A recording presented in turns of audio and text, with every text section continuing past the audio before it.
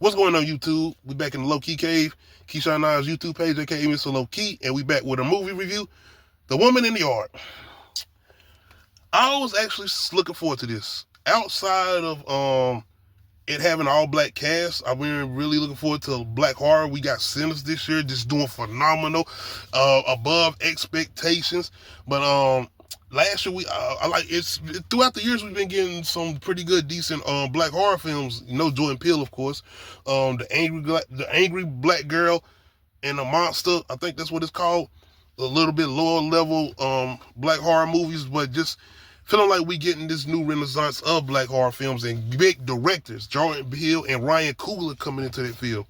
But anyway, The Woman in the Yard, man. This is directed by the director of The Shallows. I can't pronounce his name, but I did actually like The Shallows, so I went into this kind of thinking that I know Blumhouse ain't really been on one lately, but this director seems like he or she, I ain't gonna front. I don't know if he, she. I can't, like I said, I can't pronounce the name, so I want to be disrespectful or anything.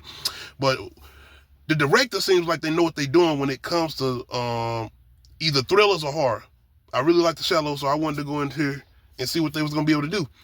Immediately though, I was off-putting because something about these type of, I guess, trauma horror films, like these whole spirits, ghostly things. I'm like, oh my gosh. I feel like we've got this so much. The Conjuring, I feel like it's burnt this shit out, especially with the whole trauma, ghost, spirit, horror, hunting, all of that type of shit.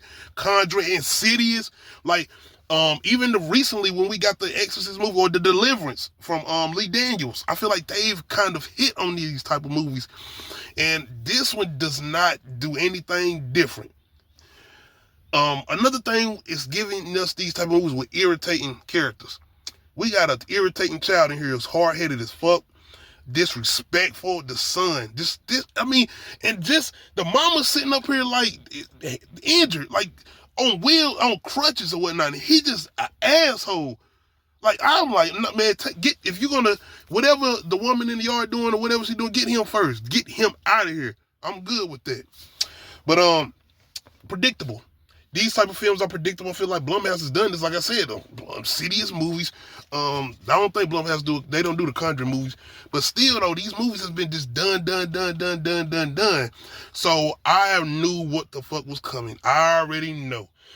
This is going to be something attached with her, dealing with the trauma. Because plot-wise, we're dealing with a woman named Ramona who have recently just lost her husband in a car wreck.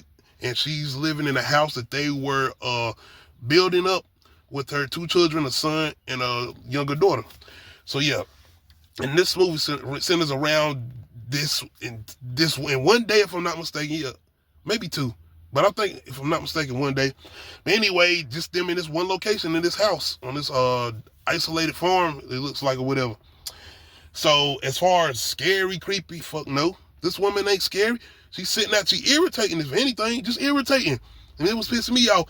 And it's the whole thing, it's and that the power is off. And like I said, we trying to get an understanding of her and her trauma. We going through her and the things that happened with her and her husband and what happened leading up into that. I almost thought it was some type of domestic violence type of situation, but it wasn't that.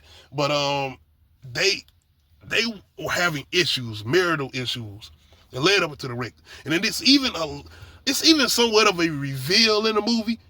And still, even then, it's a moment where it's like, we're supposed to be upset with her? I'm not mad at her. What the fuck? Like, what? And even the son trying to be mad. Stop this shit, man. Like, we got other situations going on, and you sitting up here acting like an asshole. Go get yourself hurt, and your mama out here on her crutch. Man.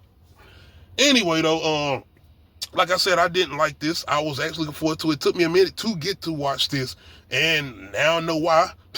I knew this wasn't at the theaters too long, if I'm not mistaken, even though that don't mean anything.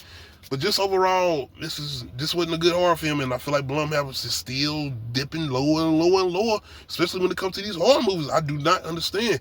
I mean, even with the budget-wise, take the time to just make something something that'll grab you. Like, damn, go back and watch the first Insidious, something. Like, go do some more remakes of some damn Friday the 13th or something, Halloween, something. Even though y'all kind of dropped the ball on the last 2 of those. The Exorcist. Anyway, though, like I said, a very predictable movie. It wasn't really scary. And going into the ending, it was like, oh my gosh, really, man, really. The ending was just so fucking flat for me, just flat.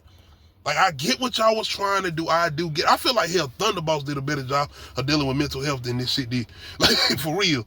But anyway, y'all let me know how y'all feeling. If y'all had a chance to check out The Woman in the Yard, make sure you hit that like button. Make sure you hit that subscribe button. Make sure you hit that notification bell, let you know when I upload new videos. Other than that, we out.